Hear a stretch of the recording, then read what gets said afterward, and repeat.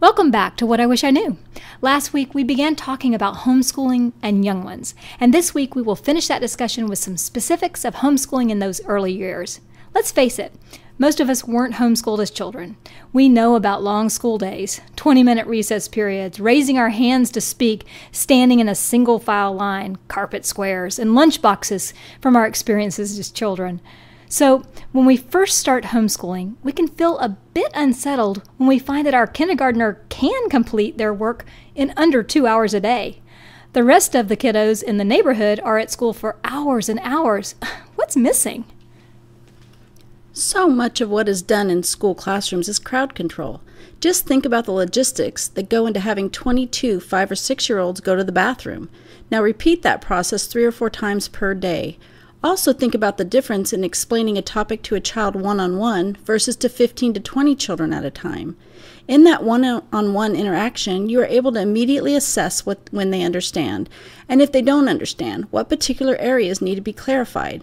The reality is that we are able to do so much more efficient and directed homeschooling that we save ourselves a lot of time. What is that extra time used for?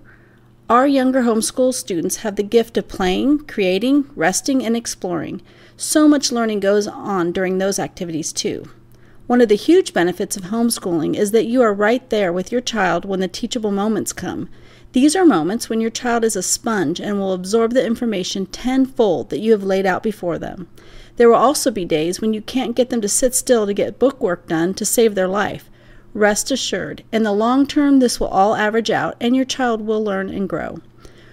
What I have found is that there is real value in these younger age in establishing a simple routine that happens most every day of the week. It can be as broad and simple as breakfast, then chores, read the Bible or devotion time, then table time or seat work, playtime, lunch, read aloud time. When we say a schedule or routine, we aren't talking about anything to the minute or an exact schedule, but more of a general flow of the day. After breakfast, we do chores, etc. I found that when I got caught up in specific times, it was really easy to get off track by as early as 9 o'clock in the morning. There is no need to have a schedule that is that tight. A general flow is a good thing. Remember, your schedule is your tool, not your master. I found that when I established a simple, doable, and broad schedule, and the expectations and routines were there, my children fell into it more easily when every day looked different and they didn't know what to expect. Know that there are many things that are going to interrupt or disrupt the routine: illness, visitors, and on and on. Learn to be flexible and not grow anxious when the day doesn't go according to your plan all of the time. The beauty of a routine is that it is there waiting for you after the interruptions. Experiment with what types of schedule work for you. Sometimes it takes some evaluating and tweaking to find the perfect fit. Now let's talk about the length of school time for younger elementary students. The average kindergartner will be able to get their work done in about 45 minutes, 3 or 4 days a week. You may want to include some puzzles, games, or other fun activities that may stretch that time a bit, but that really should be plenty of time. This time suggestion doesn't include reading aloud to them. We're actually going to focus an entire segment on the importance of reading aloud to your young ones, so check in for that in a few weeks. So as your student moves into first grade and on up, you can expect to add 15 or 20 minutes a day to that 45 minutes for each year. In other words, a first grader will most likely spend an hour at table or seat work 3 or 4 days a week. And then as they move into second, they can increase that by 15 or 20 minutes a day, 3 or 4 days a week.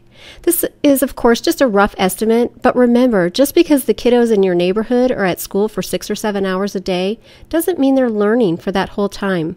Homeschooling is just incredibly more efficient and directed.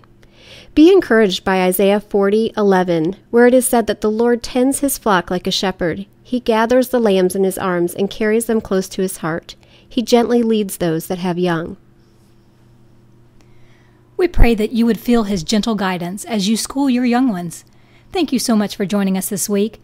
Our prayer is that these short segments will be a source of encouragement and information for you. If there is a topic that you would like for us to cover, please submit your questions or comments.